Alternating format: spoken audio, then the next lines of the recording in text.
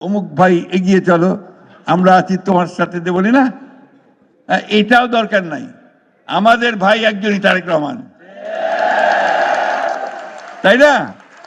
আমাদের নেত্রী একজন, দেশনেত্রী বেগম খালেদা জিয়া। আমাদের দার্শনিক, আমাদের প্রতিষ্ঠাতা একজন, শহীদ প্রেসিডেন্ট জিয়া রহমান। মাঝখানে আর কোনো ভাইটাই নাই।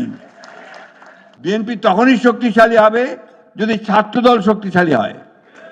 বিএনপি তখনই একটা হবে যদি ছাত্রদল একটা মেধাবী সংগঠন হয়।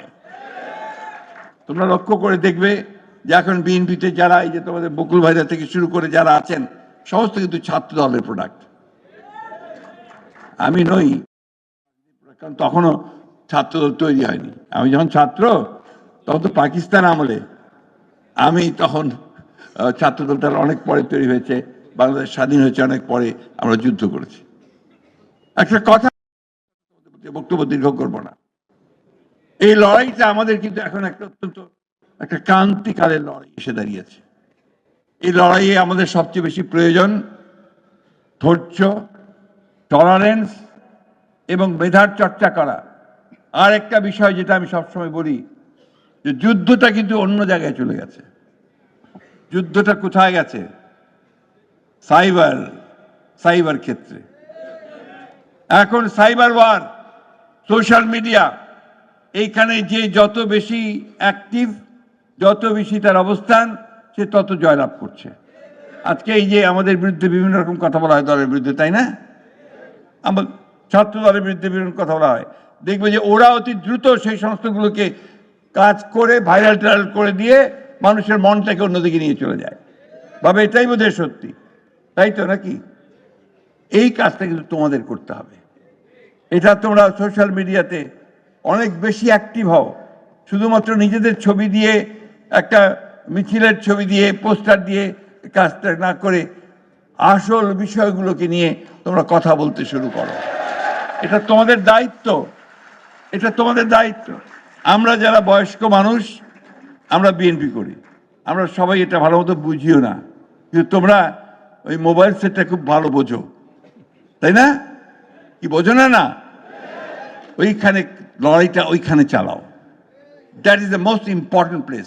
ওই জায়গায় তোমরা যদি লড়াই করতে পারো, তাহলে তোমাদের বিজয় কেউ ঠেকাতে পারবে না। তাই আমি অনুরোধ করব যে আজকে ছাত্রদল একটা নতুন একটা সুযোগ পেয়েছে নিজেকে নতুন করে তৈরি করবার। আমি শুরুটা খুব ভালো দেখলাম আজকে, সেই বলে আমি বলতে চাচ্ছিলাম যে আমার খুব ভালো লাগছে যে আজকে উত্তর দক্ষিণ স্লোগান হচ্ছে না। এটা আমার জন্য খুব আনন্দের। আমার মনে হয় যে এতদিন যে কথা বলেছি, সেটা অন্তত একটা আমি দেখলাম যে ইমপ্লিমেন্টেড হয়েছে। কারণ ছাত্রদল এরা আবার উত্তর দক্ষিণ কি, তাই না? আর আমরা এই যে স্লোগান দিই মাঝে মাঝে, অমুক ভাই এগিয়ে চলো, আমরা আছি তোমার সাথে, বলি না? এটাও দরকার নাই। আমাদের ভাই একজনই, তারেক রহমান, তাই না? আমাদের নেত্রী একজন, দেশনেত্রী বেগম খালেদা জিয়া।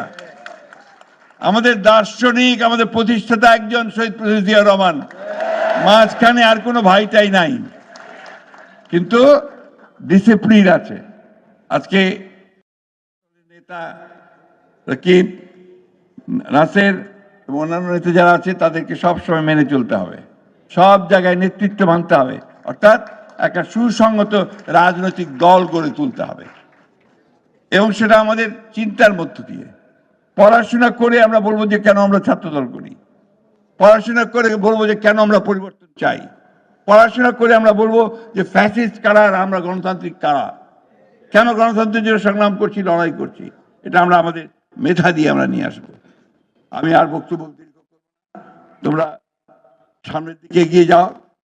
তোমাদের সামনে এখন নতুন জগৎ, নতুন দিগন্ত। এই দিগন্তে তোমাদের নতুন করে অবস্থান নিতে হবে, তোমাদের ভবিষ্যৎকে তোমাদের তৈরি করতে হবে। ছাত্রদলকে নেতৃত্ব দিতে হবে ছাত্র রাজনীতির ক্ষেত্রে, এটা সবসময় মনে রাখবে। এটা একটা বড় শিক্ষা প্রতিষ্ঠান ভিত্তিক সংগঠন গড়ে তুলতে হবে, শুধু মহল্লা ভিত্তিক